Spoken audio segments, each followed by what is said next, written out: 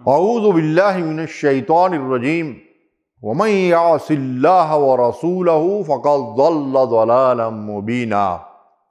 جو کوئی بھی اللہ اور اس کے رسول صلی اللہ علیہ وسلم کی نافرمانی کرے گا وہ گمراہی میں بہت دور چلا جائے گا۔ امام حاکم اور امام ترمذی نے ایک حدیث روایت کی ہے جس میں اللہ کے نبی صلی اللہ علیہ وسلم نے فرمایا میری سنت کو ترک کرنے والے پر اللہ کی لعنت۔ دوسری روایت ہے جسے امام بخاری نے روایت کیا ہے، آپ صلی اللہ علیہ وسلم نے فرمایا جس نے میری سنت سے انحراف کیا وہ ہم میں سے نہیں۔ اور مسند احمد کی روایت ہے جس نے میری سنت کو چھوڑ دیا ذلت اور رسوائی اس کا مقدر ہے۔ امیر المومنین امام المسلمین حضرت عمر فاروق رضی اللہ تعالیٰ عنہ فرماتے ہیں اللہ تعالیٰ نے ہمیں اسلام کے ذریعے عزت دی ہے۔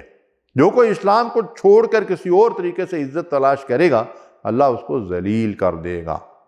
ناظرین، جو ذلت اور رسوائی اس وقت ہم پر مسلط ہے وہ اللہ اور اس کے رسول صلی اللہ علیہ وسلم کی نافرمانیوں کا نتیجہ ہے۔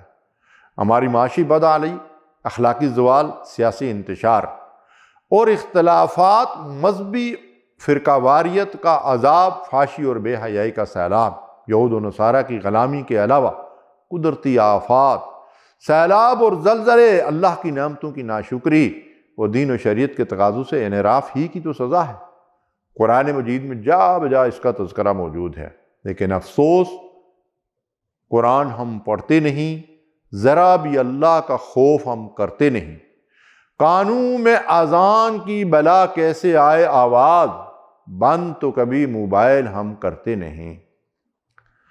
ارشاد ربانی ہے جو لوگ حکم رسول صلی اللہ علیہ وسلم کی مخالفت کرتے ہیں ان کو اس بات سے ڈرنا چاہیے کہ ان پر کوئی مصیبت نازل ہو یا دردناک عذاب ان کو اپنی لپیٹ میں لے لے۔ اس آیت کی تفسیر میں مفسرین لکھتے ہیں کہ مصیبتیں اور پریشانیاں، باہم عداوتیں اور جنگ و جدال، دشمن کا خوف اور تسلط اور ذلت اور رسوائی کے ساتھ غیروں کی غلامی وہ عذاب ہیں جس سے اللہ نے خبردار کیا ہے۔ پون صدی گزر گئی، ہم نے اللہ اور اس کے رسول صلی اللہ علیہ وسلم سے بے وفائی بلکہ غداری کی۔ ظلم، ناانصافیوں اور سود اور رشوت کے علاوہ غیروں کی غلامی اور اللہ کے دین سے بغاوت ہمارا ترہ امتیاز بن چکا ہے۔ ہمارا حال یہ ہے کہ شوق جرم بڑھتا گیا ہر تازی آنے کے بعد۔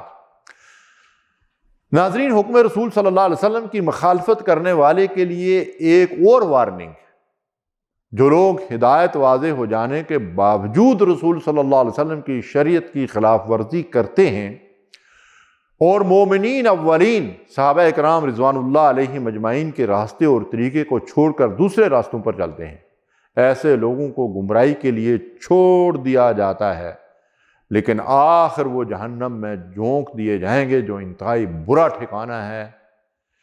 اہل ایمان تو حکم رسول صلی اللہ علیہ وسلم کو سن کر وَقَالُوا سَمِعْنَا وَأَطَعْنَا کہتے ہوئے سر تسلیم خم کر دیتے ہیں، جبکہ منافقین کو اللہ اور اس کے رسول صلی اللہ علیہ وسلم کی طرف بلایا جاتا ہے تو منافقین اعراض اور انحراف کرتے ہیں، حکم الہی اور اطاعت رسول صلی اللہ علیہ وسلم سے منہ موڑ لیتے ہیں۔ اللہ ہم سب کو اطاعت و فرمانبرداری والی زندگی نصیب فرمائے، آمین یا رب العالمین۔